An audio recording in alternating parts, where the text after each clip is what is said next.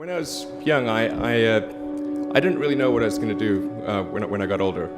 People kept asking me, but then eventually I thought that the idea of inventing things would be really cool.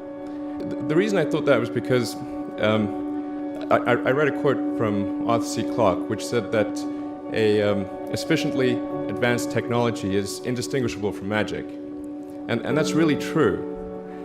If you go back, say 300 years, the things that we take for granted today you'd be burned at the stake for.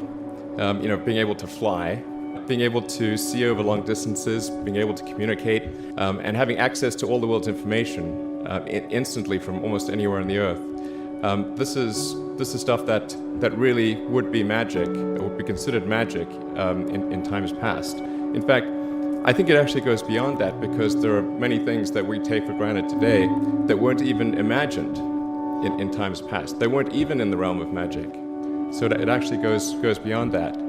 So I thought, well, if I can do some of those things, basically if I can advance technology, then that's like magic, and that would be really cool. And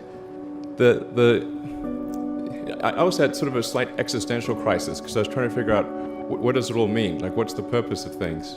And I came to the conclusion that if we can advance the knowledge of the world, if we can do things that expand the scope and scale of consciousness, then we're better able to ask the right questions and become more enlightened, and that's really the only way forward.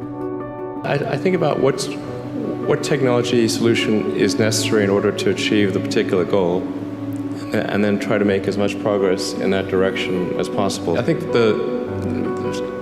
being a multi-planet species and being out there among the stars is important for the long-term survival of humanity.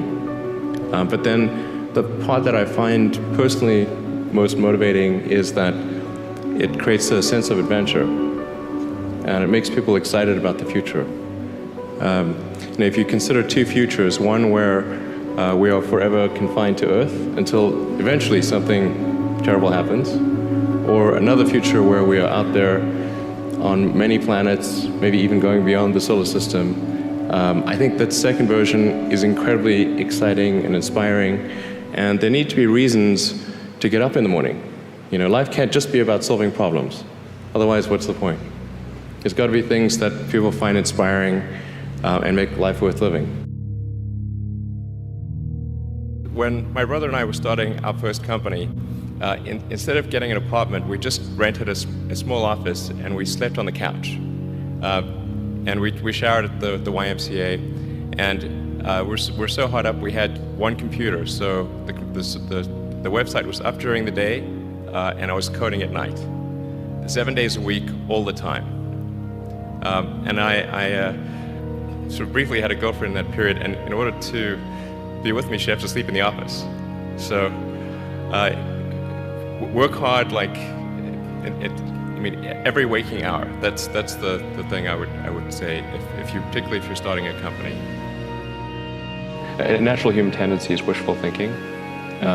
So a challenge for entrepreneurs is to say, well, what's the difference between really believing in your ideals and sticking to them versus pursuing some unrealistic dream that doesn't actually have merit? And that is a really difficult thing to tell you. Can you tell the difference between those two things? Right. So you need to be sort of very rigorous in your self-analysis. I think certainly extremely tenacious, and then just work like hell. You just have to put in 80 to 100-hour weeks every week. All those things improve the odds of success. Or how do you think about making a decision when everyone tells you this is a crazy idea? Or where do you get the internal strength to do that? Well, first of all, I'd say I actually think I feel fear quite strongly. So it's not as though I just have the absence of fear. I feel it quite strongly. But there are just times when something is important enough, you believe in it enough, that you do it in spite of fear. People shouldn't think, well, I feel fear about this, and therefore I shouldn't do it. It's normal to feel fear. So you just feel it and let the importance of it drive you to do it anyway? If you just accept the probabilities, then that diminishes fear. drive overrides fear. It's about believing in the future and thinking that the future will be better than the past. And I can't think of anything more exciting than going out there and being among the stars.